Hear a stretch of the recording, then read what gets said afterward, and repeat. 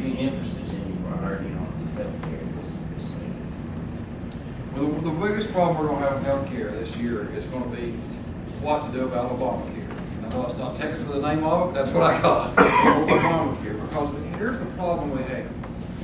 Now, me personally, I hope the Supreme Court overturns it sometime this summer and says you can't have these individual mandates. I think it's blatantly unconstitutional. Never in the history of our country has the federal government says a person has to buy a product or else. I think it's blatantly unconstitutional. So I hope it gets overturned.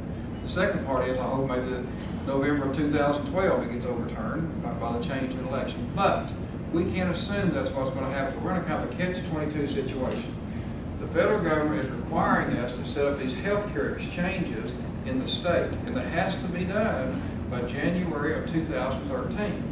So if we don't set up anything, the federal government comes in and tells you this is what we're going to do on these healthcare exchanges. And I think this one bill is doing more to prevent jobs from being created in the nation than everything else put together. I do. It's not just the fact you have to have health care, but small business men like you two right here are sitting here saying two things. Number one, there's so much uncertainty. What is this going to cost me? So I can't hire anybody right now. The second thing is, if the federal government can do this, what else can they do to me?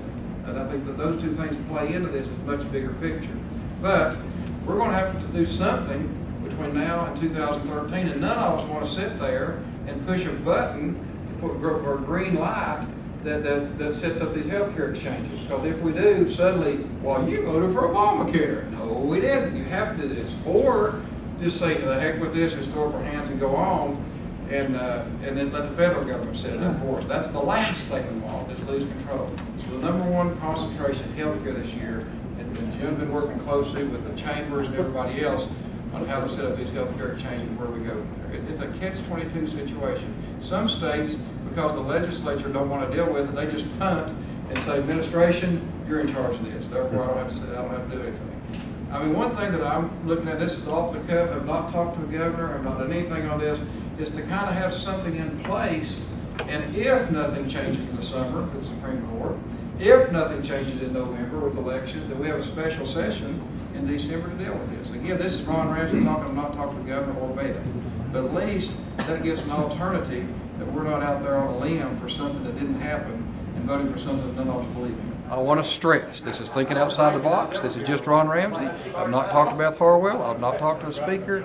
I'm just saying that this could be a possible solution that all of us are trying to figure out how to solve, is see what the Supreme Court does, see what happens in the November elections, and then, before in January, act on something. That's just Ron Ramsey's thinking outside the box idea. So what would you act on, though, if you have to have these new setups ready by January of 13? We could have legislation ready to go at that time, obviously, and just enact it. You can do it in a day or 2 days, but have it ready to go, but you won't have to vote on it until then. Again, I want to stress, this is Ron Ramsey thinking outside the box of a way to solve a problem that we're trying to figure out how to do it. I would imagine you're... Because I don't want to go back and say, Ron Ramsey, the governor, he said, because we hadn't talked about this, and we will. I'd imagine your opponents and on the other side would say that you're just doing this to duck a politically difficult question until after an election, which isn't just a presidential election, but also a legislative election or congressional.